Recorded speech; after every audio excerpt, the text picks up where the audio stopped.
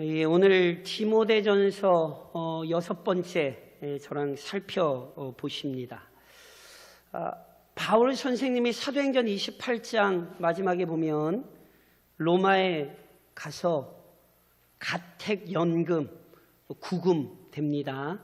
그렇게 로마에서의 1차 투옥에서 풀려나고 다시 선교 여행을 떠나세요. 그때 바로 그 4차 선교 여행 당시 에베소 교회에 발생한 문제를 해결하고 그 에베소 교회를 더욱 교회답게 세우기 위해 그 교회를 이제 방문하려는 마음을 바울이 가지고 있었거든요.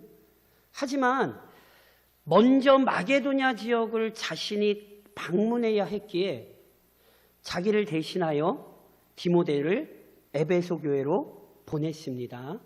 그래서 가능하면 신속하게 에베소 교회를 안정시키려 했던 것이죠. 물론 디모데만 보내려 한 게 아니라 자신도 속히 방문할 계획이었어요. 그런데 생각대로 되지 않았어요. 그래서 먼저 편지를 쓰는 거예요. 그게 뭐라고요? 그게 저랑 살펴보시는 디모데 전서라고요. 디모데 전서 3장에 보면 이런 말씀이 나와요. 내가 속히 내게 가기를 바라나.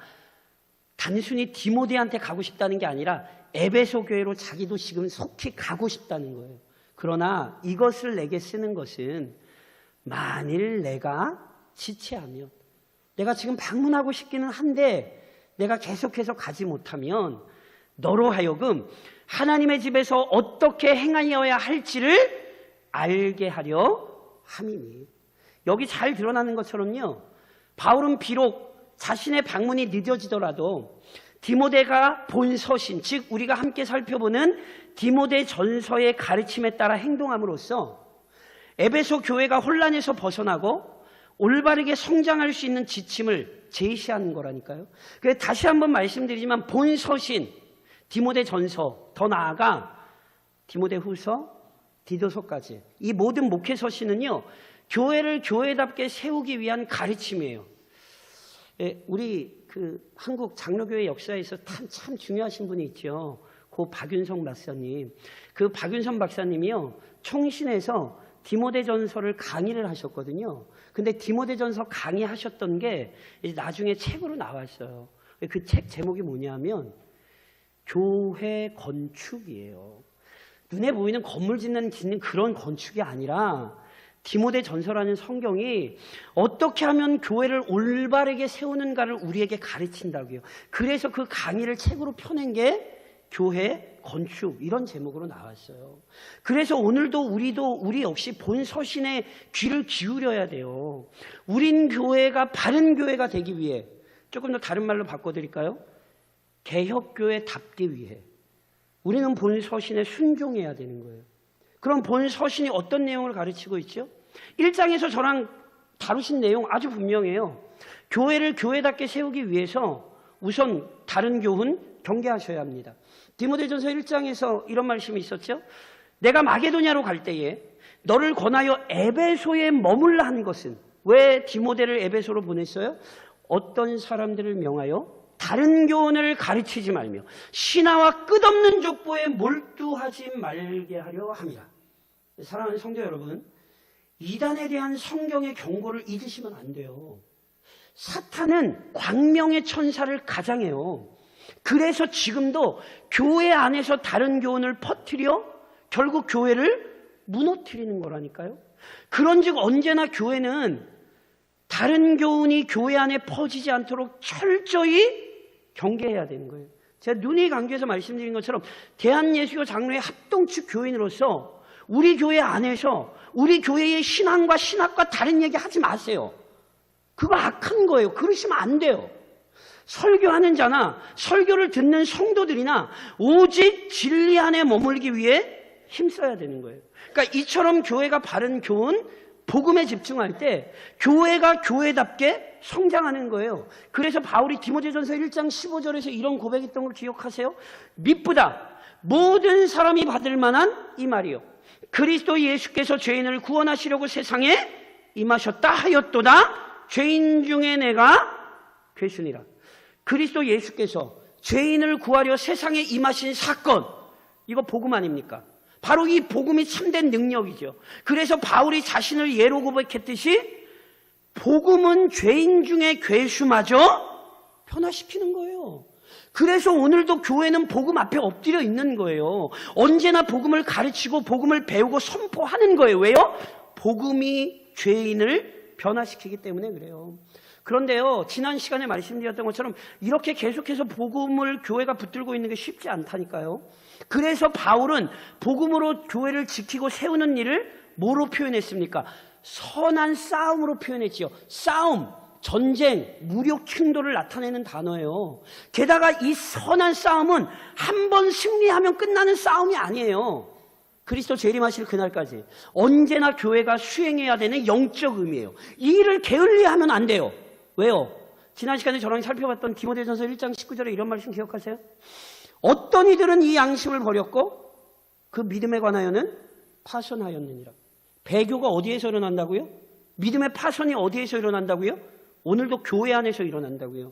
교회 안에 다니는 사람들에게 함께 예배 드리던 자들에게 파선, 배교가 나와요. 그러니 참으로 지혜로운 교회는 믿음에서 이탈하는 자가 없도록 언제나 그 신앙을 점검해야 되는 거예요. 이게 진짜 교회예요. 더 나아가 교회가 교회답게 세워지기 위해 관심을 두어야 할 또 다른 부분이 있습니다. 오늘 2장에 이제 저랑 그 부분을 살펴보실 거예요. 그러면 교회가 어떤 부분에 항상 마음과 생각을 두어야 하는가? 사랑하는 성도 여러분, 우선 권면합니다. 순전한 교회는 또는 성경적인 교회는 기도의 지경을 넓힐 줄 압니다. 앞서 바울이요, 죄인 중에 괴수였던 자신에게 임한 구원의 은혜를 언급하며 막 감격하잖아요. 디모데전서 1장 17절에 이건 감격이에요. 영원하신 왕, 곧 썩지 아니하고 보이지 아니하고 홀로 하나이신 하나님께 존귀와 영광이 영원무궁하도록 있을지어다. 아멘. 바울이 구원의 진리를 설명하다가 구원의 감격에 사로잡혀 지금 찬양하는 거예요. 하나님의 은혜를 떠올리자, 그리스도의 오래 참으심을 생각하자 찬양이 터져 나올 수밖에 없는 거죠. 이렇듯 복되신 하나님의 영광의 복음, 즉 하나님께서 그리스도 안에서 베푸신 구원의 은혜는 죄인의 입에서, 우리의 입에서 찬송이 터지게 합니다. 조금 달리 표현하자면 참된 예배자가 되게 하는 거죠. 그래서 보세요. 교회는 진리 공동체일 뿐 아니라 교회는 예배 공동체입니다. 교회다운 교회란 진리를 붙들고 선한 싸움을 싸우는 공동체인 동시에 언제나 온전한 예배를 드리는 공동체예요. 이런 이유에서 본문에서 바울이 공적 예배, 오늘 우리가 함께 드리는 이런 예배와 관련된 내용을 다루는 거예요. 본문 1절에 이런 말씀이 있었죠. 그러므로 내가 첫째로 권하노니 모든 사람을 위하여 간구와 기도와 도고와 감사를 하되. 첫째로 권한다는 건 첫째로 권한다, 둘째로 권한다, 셋째로 권한다, 이런 의미가 아니라 중요하게 관심을 두어야 한다는 거예요. 그러니까 오늘도 교회가 이렇게 함께 예배할 때 온 교회가 중요하게 여기고 관심을 두어야 할 게 있어요. 그게 뭐라고요? 모든 사람을 위해 기도해야 한다는 것입니다. 특별히 본문에 간구, 기도, 도고, 감사 네 단어가 사용되는데 이걸 이제 구체적인 의미로 해석하기도 해요. 그래서 그런 여러 해석 가운데 제가 일반적 견해를 그냥 조금만 말씀을 드리면, 간구는 긴급한 문제를 아뢰는 것으로 보는 거예요. 마치 지금 저희 태풍 때문에 피해가 있잖아요. 그러니까 긴급한 기도잖아요. 이 간구라는 거예요. 기도는 우리에게 필요한 것들을 폭넓게 아뢰는 것으로 볼 수 있어요. 그러니 하나님, 교회가 언제나 평안하게 해주세요. 성도들의 가정이 말씀 안에서 든든하게 해주세요. 언제나 우리가 하는 기도들 아닙니까? 이 기도라는 거예요. 도고는 자신이 아닌 타인의 필요를 위하여 아뢰는 거예요. 아까도 우리 장로님 나라를 위해, 민족을 위해, 이 땅의 사람들을 위해 기도하셨잖아요. 그러니까 우리만이 아니라 타인을 위해 기도하는 거죠. 감사는요, 하나님께서 베풀어 주신 것에 관해 마땅히 경외감을 표현한다. 그러니까 이런 의미로 이렇게 구별을 하시는 해석들이 있어요. 뭐 그럴 수 있어요. 그런데 종교개혁자 칼빈을 비롯한 많은 사람들이 언급했듯이 지금 바울은요, 지금 이 단어들을 사용함으로써 어떤 기도의 형태, 기도의 양식을 얘기하려는 게 아니라는 거예요. 이 구절에서 강조되는 것은 뭐냐 하면 모든 사람을 위해 기도해야 한다는 사실입니다. 그리고 여기 모든 사람이란 개별적인 각각의 사람을 의미하는 게 아니라 성별, 나이, 민족 등과 상관없이 가능한 많은 사람 또는 보편 인류를 의미하는 거거든요. 그러니까 쉽게 말씀드리면 교회는요, 누구를 위해서든 어떤 사람을 위해서든 뭐 해야 한다고요? 기도해야 한다는 거예요. 조금 다시 설명드리면 교회가 또는 성도가, 제가 예전에 많이 말씀드린 것 같은데, 자기만 위해서 기도하는 것은요, 이건 신앙은 아닌 게 아닌데 진짜 부족한 신앙이에요. 순전한 교회의 기도는요, 그 폭이 좁아서는 안 돼요. 정말 순전한 교회는 그 기도의 지경이 넓어요. 그래서 보세요. 오늘 본문에서 무엇보다 교회가 기도로 품어야 하는 사람들이 있어요. 그게 누구죠? 본문 2절에 이렇게 기록되어 있죠. 임금들과 높은 지위에 있는 모든 사람을 위하여 하라. 한마디로 누구를 위해 기도하라는 거예요? 정치 지도자들을 위해 기도하라는 거거든요. 오늘 본문의 이 명령에 주목하실 필요가 있어요. 왜요? 당시 정치 지도자들이 누구게요? 당시 정치 지도자들이 누구게요? 유대는 로마의 압제를 받고 있었고, 거의 당시 소아시아의 모든 나라들이 누구의 지배를 받았어요? 로마의 지배를 받았어요. 그러니까 보세요. 이 정치인이 누구냐면 네로 황제. 불과 몇 년 뒤에 바울을 잡아 죽이는 네로 황제를 비롯한 이방 세력이에요. 그런데 그 사람들을 위해서 교회가 뭐 하라고요? 기도하래요. 교회를 핍박하고 억압했던 세력들을 위해서도 교회는 기도하라고 지금 얘기하는 거라니까요. 이 이유를 이해하셔야 돼요. 사랑하는 성도 여러분, 교회는 온 세상을 다스리시는 분이 하나님이라는 사실 믿습니다. 믿으십니까? 믿으시죠? 보세요. 하나님께서는 성도만 다스리세요? 아니에요. 하나님은 불신자도 다스려요. 잠언 16장에 그래서 어떤 말씀까지 있습니까? 여호와께서 온갖 것을 그 쓰임에 적당하게 지으셨나니 악인도 악한 날에 적당하게 지으셨느니라. 아멘이세요? 하나님께서는요, 악인마저도 그 뜻대로 다스리사 자기 뜻을 이루시는 분이라니까요. 이게 우리의 믿음이에요. 그런즉 완전한 통치자이신 하나님을 믿는 교회는 그분의 다스림을 받는 모든 사람을 통해 언제나 하나님의 뜻이 이루어진다고 확신하고 모든 사람을 위해 기도할 수 있어야 돼요. 이번 주에 북한에 김정은이 핵 포기 안 한다고 우리나라 사람들 속이 막 답답하죠. 그런데요, 믿음의 교회는 그래서 북녘 땅을 위해 김정은을 위해서도 기도하실 수 있어야 돼요. 그 인생도 누가 다스리실 수 있어요? 하나님이 다스리실 수 있습니다. 믿으십니까? 오늘 본문이 이걸 지금 가르치는 거예요. 하다못해 김정은을 위해서라도 기도하라고요. 그걸 가르치는 거예요. 그리고 실제로 하나님께서 이 기도에 응답하사 교회가 유익을 얻게 하세요. 본문 2절 하반절에 이런 말씀이 있죠. 이는 우리가 모든 경건과 단정함으로 고요하고 평안한 생활을 하려 함이라. 여기 경건이란 하나님을 경외하는 삶이고요, 단정함이란 도덕적으로 올바른 삶을 의미하는 거예요. 더 나아가 고요하고 평안한 생활이란 큰 소요나 혼란이 없는 안정된 삶을 사는 거거든요. 그러니까 이게 지금 무슨 얘기냐면, 교회가 불신 지도자들을 위해서도 기도해야 하는 이유는요, 하나님께서 이들을 통해 각 나라가 잘 다스려지게 하실 때 나라와 국민이 평안할 뿐 아니라 그 나라와 국민 안에 속한 교회 역시 안정될 수 있기 때문입니다. 잘 떠올려 보세요. 코로나로 인해 온 나라가 난리가 나니까 신앙생활 하기 어려우세요? 쉬우세요? 우리가 그걸 겪고 있잖아요. 나라가 평안해야, 정치인들이 잘 정치를 해야 교회도 거기서 유익을 누리는 거예요. 그래서 유다 백성이 바벨론의 포로로 끌려가던 때 하나님께서 예레미야를 통해 어떤 말씀까지 하셨는지 아세요? 예레미야 29장에 이런 말씀이 있어요. 너희는, 남유다 백성을 얘기하는 거예요. 너희는 내가 사로잡혀가게 한 그 성읍의 평안을 구하고, 예루살렘 아니에요. 바벨론이에요. 바벨론, 잡혀간 나라. 그 땅의 평안을 구하고 그를 위하여, 바벨론을 위하여 여호와께 기도하라. 왜요? 이는 그 성읍이 평안함으로 너희도 평안할 것임이라. 하나님께서는 바벨론도 다스리시고요. 그래서 심지어 유다가 바벨론에 끌려가는 것 역시 하나님께서 유다 백성을 연단하시는 방법이었잖아요. 그러니까 하나님께서는 포로로 바벨론 땅에 끌려간 유다 백성들에게 그 바벨론 땅의 평안과 안정을 간구하게 하셨고, 그를 통하여 그 땅에서 누릴 수 있는 은혜를 풍족히 누리면서 하나님께서 회복하실 때를 기다리게 하셨다니까요. 그러니까 보세요.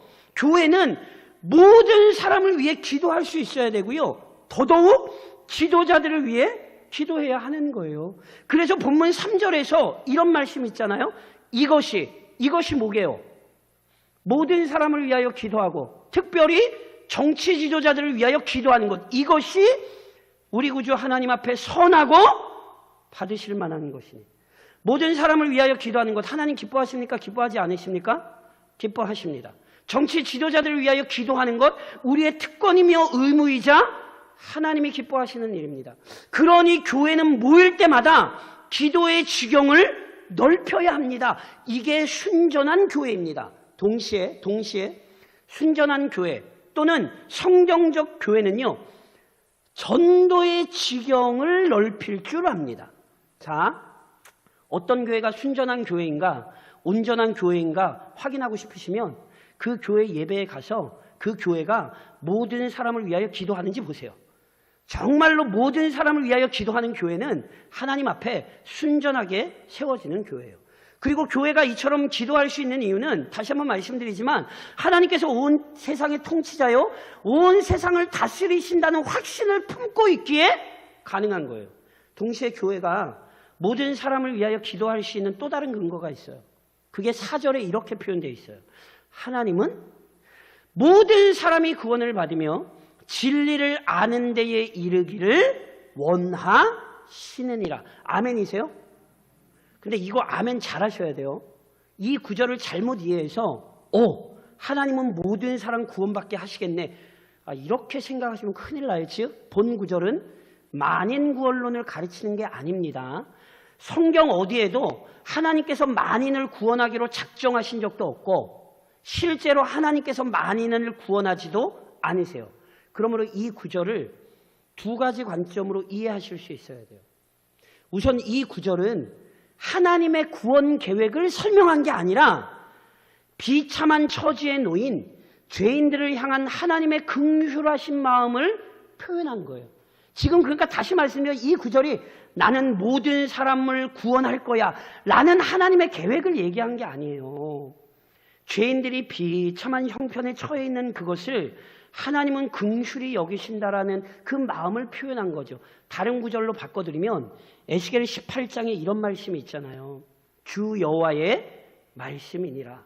내가 어찌 악인이 죽는 것을 조금인들 기뻐하랴. 그가 돌이켜 그 죄의 글에서 떠나 사는 것을 어찌 기뻐하지 아니하겠느냐. 하나님은요, 죄인이 죄악 중에 죽는 거 기뻐하지 않으신다니까요. 하나님은 긍휼하신 분이기 때문에 실은 죄인을 죄 가운데에 형벌받는 것을 하나님은 좋아하신 분이 아니에요. 보세요. 생각해 보세요. 하나님이 죄인이 죄악 중에 죽는 것을 다 기뻐하시기만 하셨다면 이 땅에 구원의 은혜가 임할 수 있습니까? 없습니까? 구원의 은혜 못 임하죠. 이미 인류는 심판으로 끝났어요. 그런즉 오늘 이 구절을 통해 여전히 하나님께서 죄인들을 긍휼히 여기신다는 사실을 기억해야지 이거 만인구원론 아니야? 이렇게 얘기하시면 안 돼요. 또 하나 이 구절이 만인구원론과 상관없는 이유는 여기에 나온 모든 사람이란 표현의 의미 때문에 그래요. 자, 하나님께서 모든 사람이 구원을 받으며 진리를 아는 데 이르기를 원하신다라고 할 때 여기 모든 사람이란 모든 사람을 위해 기도하라는 구절에서 제가 설명드렸듯이 개별적인 각각의 사람을 의미하는 게 아니라 성별, 나이, 민족 등과 상관없는 보편 인류, 많은 사람을 의미하는 거예요. 즉 하나님께서는 인간이 지닌 자격과 조건과 상관없이 구원의 은혜를 베풀어 주셨잖아요. 그게 오늘 본문 5절로 6절에 이렇게 기록되어 있죠. 하나님은 몇 분이십니까? 한 분이시요. 또 하나님과 사람 사이의 중보자도 한 분이시니 곧 사람이신 그리스도 예수라. 그가 모든 사람을 위하여 자기를 대속물로 주셨으니 기약이 이르러 주신 증거니라. 자, 한 분이신 하나님, 즉 유일하신 창조주요 심판자이신 하나님께서 죄인들이 구원을 얻을 수 있도록 주신 방법은요, 어제나 오늘이나 영원토록 동일해요. 바로 한 분이신 하나님의 아들, 하나님과 동등하신 분이나 우리와 똑같은 인간이 되신 예수 그리스도를 통해서죠. 예수님께서 어떻게 하셨어요? 모든 사람을 위하여 자기를 대속물로 내어주셨어요. 여기 모든 사람이란 제가 다시 한번 말씀드리지만 개별적인 모든 전 인류를 의미하는 게 아니라 남자냐, 여자냐, 노인이냐, 어린이냐, 어떤 민족이냐에 상관없는 모든 사람이에요. 그래서 잘 아시잖아요. 그리스도께서 죄와 사망의 권세에서 죄인들을 해방하시기 위해 그의 생명을 대가로 내어주심으로 말미암아 인간의 자격과 조건의 구애됨 없이 누구든지 예수를 믿는 자가 어떻게 됩니까? 구원을 얻습니다. 유대인이라고 구원을 얻는 게 아니고요, 똑똑하다고 구원을 얻는 게 아니라니까요. 사람의 어떤 자격과 조건이 아닌 예수 그리스도를 믿는 믿음 안에서 모든 사람이 구원을 얻게 되는 것이죠. 특별히 이것이 기약이 이르러 주신 증거래요. 기약이 이르러 주신 증거. 기약이 이르러 주신 증거라는 구절을요, 실은 크게 두 가지 의미로 해석할 수 있어요. 우선 하나님께서 그리스도를 통한 구원을 구약에 이미 약속하셨고, 약속하신 때가 되자 그 약속대로 구원을 이루셨다는 의미로 볼 수 있어요. 대표적으로 갈라디아 4장에서 바울이 그래서 이런 얘기 하잖아요. 때가 참해. 뭐가 참해요? 때가 참해. 무슨 때가 찼다는 거예요? 하나님께서 작정하신 때가 되면, 하나님이 그 아들을 보내사 여자에게서 나게 하시고 율법 아래에 나게 하신 것은 율법 아래에 있는 자들을 속량하시고 우리로 아들의 명분을 얻게 하려 하심이라. 때가 참해. 하나님의 때에 하나님의 방법으로 우리의 구원을 이루셨잖아요. 그러니까 기약을 이르러 주신 증거가 이런 의미일 수 있어요. 그런데 이런 의미보다 제가 지금 말씀드리는 의미가 맞지 않는가 싶어요. 즉 여기 기약이란 복음을 전파해야 하는 시기로 이해할 수 있어요. 다시 말씀드리면 이런 거예요. 자, 하나님께서, 한 분이신 하나님께서 한 분이신 그리스도 안에서 구원을 이루셨습니까? 안 이루셨습니까? 이루셨죠. 그래서 이제 모든 사람, 남자냐, 여자냐, 아이냐, 어른이냐 상관없이 모든 사람이 누구도 차별받지 않고 예수님을 믿는 믿음 안에서 구원을 얻어요, 안 얻어요? 얻죠. 이거 기다려야 되는 거예요? 안 기다려도 되는 거예요? 무슨 말씀인지 잘 모르시겠어요? 성취된 거예요? 아니면 앞으로 성취될 거예요? 성취된 거잖아요. 그러니까 보세요. 이제는 어떤 시대예요? 이것이 성취되었음을 알려야 하는 시대라는 거예요. 여기 기약이 이르러 주신 증거란 바로 이런 의미로 보여요. 이제는 더 이상 기다리는 때가 아니라 이때에는 이것을 증거하여 많은 사람이 그리스도를 통하여 구원을 얻게 해야 하는 시기다. 그래서 보세요. 7절이 등장하는 거예요. 본문 7절이 이렇게 기록되잖아요. 이를 위하여 한 분이신 하나님께서 한 분이신 그리스도 안에서 위대한 구원을 이루셨고 이제 그것을 전파하게 하셨으니 이를 위하여 내가 전파하는 자와 사도로 세움을 입은 것은 참말이요 거짓말이 아니니 믿음과 진리 안에서 내가 이방인의 스승이 되었노라.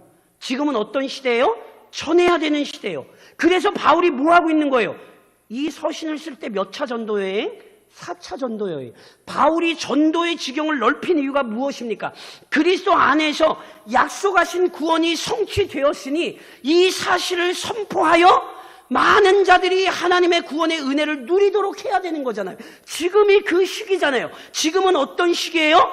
전도의 지경을 넓힐 수 있는 대로 넓혀야 되는 시기예요. 순전한 교회는 이 사실을 알아요. 순전한 교회는 우리만 구원을 얻은 것으로 감격하는 교회가 아니에요. 이것을 전파해야 된다는 사실을 알고 날마다 그 전도의 지경을 넓히는 교회, 이것이 순전한 교회, 참된 교회인 것입니다. 그런즉 사랑하는 성도 여러분, 오늘 본문에 근거하여 권면하며 적용합니다. 하나님 앞에서 선한 기도와 열망을 품은 교회요 그리스도인이 되십시오. 앞서 바울이요 자신에게 임한 구원의 은혜를 감사하며 이런 고백을 했어요. 저랑 디모데전서 1장 16절 화면 보시면서 같이 바울의 고백이, 그때도 말씀드린 이 고백이 우리의 고백입니다. 같이 한번 봉독하시겠어요? 그러나 내가 긍휼을 입은 까닭은 예수 그리스도께서 내게 먼저 일체 오래 참으심을 보이사 후에 주를 믿어 영생 얻는 자들에게 본이 되게 하려 하심이라. 아멘이시죠? 보세요. 바울은요 자신이 얼마나 추악한 죄인이었는가를 잊지 않았어요. 그런데 그것만 잊지 않았나요? 죄인 중에 괴수였던 자신에게 왜 구원의 은혜를 베풀어 주셨는지 역시 잊지 않았다니까요. 바울에게 은혜를 베푸신 이유는 바울을 통해 그 은혜가 증거되게 하시기 위해서였잖아요. 그래서 바울을 전파하는 자, 사도로 세우셨죠.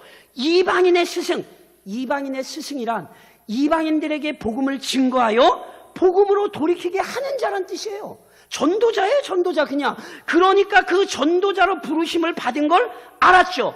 그래서 바울이 뭐합니까? 모든 사람을 품고 기도합니다. 바울이 모든 사람에게 복음을 전하기 위해 수고를 마다하지 않고 겸손하게 헌신했죠. 그래서 바울이요 심지어 누구를 품고 기도하고 누구에게 복음을 전하며 수고했는지 아세요? 로마서 9장에 바울 선생님이 이런 말씀을 하세요. 자, 내가 그리스도 안에서 참말을 하고 거짓말을 아니하노라.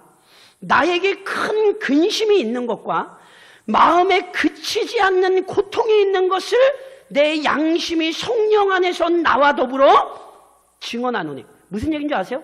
바울이 성령에 사로잡혀 그 마음에 큰 고통과 근심을 가지고 있었어요. 그게 뭔데요? 나의 형제 곧 고륙의 친척을 위하여 내 자신이 저주를 받아 그리스도에게서 끊어질지라도 원하는 바로다. 자, 절 보세요. 이게 지금 바울이 무슨 얘기하고 있냐면 성령의 충만한 은혜 가운데 바울의 마음엔 너무 깊은 고통이 있어요. 근데 그 깊은 고통이 어떤 고통이냐면 행여나 내가 예수에게서 떨어지는 일이 있어도, 조금 편하게 바꿔드리면 내가 지옥 가더라도, 심하게 얘기하면 이런 뜻이에요. 내가 지옥을 가더라도 내 형제는 천국을 갔으면 좋겠다. 그런데 바울이 얘기했던 내 형제가 누군지 아세요? 여기 지금 내 형제가 유대인이에요. 유대인이 어떤 사람들인지 아시죠? 바울을 가장 억압했던 사람들이 누굽니까? 유대인들이죠. 바울을 죽이려고 혈안이 되어서 심지어 바울을 죽이기 전에는 우리가 밥도 안 먹겠다고 굶어가면서 바울을 죽이려 했던 사람들 유대인들이에요. 그런데 바울이 그 마음에 누굴 품고 있어요? 자기를 죽이려 했던 유대인들을 품고 기도하고 그들을 위해 헌신하고 있죠. 바울은요 악을 악으로 갚지 않았어요. 사랑하는 성도 여러분, 이 바울의 모습이 누구를 닮았습니까? 유일한 중보자 그리스도를 닮았죠. 자신을 십자가에 못 박는 자들을 위해서마저 기도하셨던, 대적 앞에서도 담대히 진리를 증언하셨던 그리스도를 너무 많이 닮아있죠. 오늘 이 바울의 삶이 우리의 삶이어야 된다는 사실을 잊으시면 안 돼요. 우리 모두 죄인 중에 괴수였는데 하나님께서 우리를 통해 많은 사람이 예수를 만나게 하시려고 우리를 먼저 구원하신 거라고요. 그런즉 사랑하는 성도 여러분, 우선 기도의 지경을 넓히십시오. 온 나라와 열방, 민족들 가운데 하나님의 구원 역사가 일어나기를 위해 기도하셔야 돼요. 제가 얼마 전에 TV를 보다가 TV 채널을 돌리다가 어디 한 군데 뭔지 모르겠어요. 교육방송 같은 거였는데 뭐가 나왔냐면 교회 건물에, 유럽의 큰 교회 건물인데요. 그 유럽 교회 건물이 팔렸어요. 어디 팔렸는지 아세요? 서커스에 팔렸어요. 그래가지고 서커스 단원들이, 유럽 교회들이 천장이 높잖아요. 천장에 줄 매달아놓고 거기서 왔다 갔다 하고, 교회에 사람은 없고 교회가 서커스 단원들로 훈련장으로 팔리고, 아시죠? 술집으로 팔리고 요즘은 이슬람 사원으로 팔립니다. 그 유럽이, 그 미국이, 그 영국이, 그거 아세요?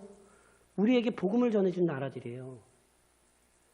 우리가 오늘 그 나라들을 위해 기도해야 돼요. 왜냐하면 교회가 무너져 있거든요. 우리에게 복음을 전해줬으나 지금은 신앙에서 이탈한 그 민족을 향하여 이제 우리가 기도해야 될 때예요. 우리를 위해 얼마나 많은 선교사들이 피를 흘렸는 줄 아십니까? 그 피를 잊으면 우리 민족 진짜 나쁜 민족이고 진짜 나쁜 교회예요.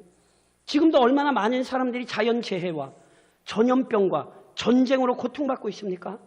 기도하셔야 돼요. 기도의 지경을 넓히셔야 돼요. 로마서 13장 1절에 바울이 우리에게 이렇게 교훈하죠. 각 사람은 위에 있는 권세들에게 복종하라. 권세는 하나님으로부터 나지 않음이 없나니 모든 권세는 다 하나님께서 정하신 바라. 아멘이세요? 누님이 말씀드린 것처럼 지금의 대통령이 마음에 안 드실 수 있습니다. 정치적인 견해가 다르실 수 있습니다. 상관없습니다. 그런데 그리스도인들은 정치 지도자를 위해서 마음으로 사랑하며 기도할 수 있는 사람들이에요. 정치적인 견해가 다른 것과 그리스도인으로서 감당해야 할 책무를 혼동하지 마시라고요. 지금 수해와 태풍으로 얼마나 많은 사람이 어려움을 겪고 있습니까? 추석 명절이 아니라 눈물바다가 되어 있는 사람들 뉴스에서 많이 보시잖아요. 우리가 가서 도울 수는 없더라도 우리에겐 능력이 있어요. 그들을 위해 기도할 수 있어요. 우리 교회가 기도의 지경을 넓혀 기도하는 교회가 되어야 합니다. 동시에 섬김과 전도의 지경을 넓히십시오. 보세요. 유대인의 실패를 우리는 교훈 삼아야 돼요. 저랑 요나서에서도 언급했던 것처럼 유대인들은 자신들만 구원을 얻었다는 굉장히 심각한 착각에 빠져 있었어요. 그래서 심지어 아세요? 사도행전에 보시면 제자들도 처음에는 이방인들에게 복음 전하는 일을 주저했어요. 심지어 제자들마저. 이 교훈을 잊으시면 안 된다니까요. 누님이 말씀드렸죠. 기독교 신앙의 영광은 나 혼자 잘 되는 게 아니에요. 기독교 신앙의 영광은 내가 믿음을 가진 것 때문에 우리 가정이 복을 받는 거예요. 우리 교회가 대광리 지역에 있음으로 말미암아 대광리 지역의 많은 사람들이 우리 교회를 통하여 복을 받아야 되는 거예요. 이게 정상이라고요. 이번 주 토요일 날 우리가 임직 예배를 드리죠. 누님이 말씀드리죠. 임직자를 왜 세우죠? 개인적인 어떤 명예가 아니에요. 임직은 하나님께서 주신 사명 잘 감당하여 이 땅에 하나님의 영광을 드러내기 위해 교회는 임직자를 세우는 거예요. 그러니 임직 예배를 마치고 나면 교회의 섬김과 전도의 지경이 넓어져야 되는 거예요. 우리 교회 때문에 이 지역이 도움을 받고, 우리 교회 때문에 이 지역의 교회들이 도움을 받고, 우리 교회 때문에 노예 산하의 교회와 총회 산하의 교회가 도움을 얻어야 된다니까요. 우리만 잘 되는 게 아니라 우리 때문에 교회와 많은 사람들이 섬김과 헌신의 영향력을 받아야 된다고요. 이게 정상적인 교회라고요. 오늘도 우리는 이 사실을 기억하며 교회를 세워야 되는 것입니다. 그러니 사랑하는 성도 여러분, 예배로 모일 때마다 모든 이를 위해 기도하고 모든 이의 구원을 위해 헌신할 수 있는 교회, 참으로 하나님을 영화롭게 하고 이웃을 살리는 교회, 그런 대광중앙 교회가 될 수 있도록 함께 헌신하시기를 교회의 머리이신 주님의 이름으로 권면드립니다.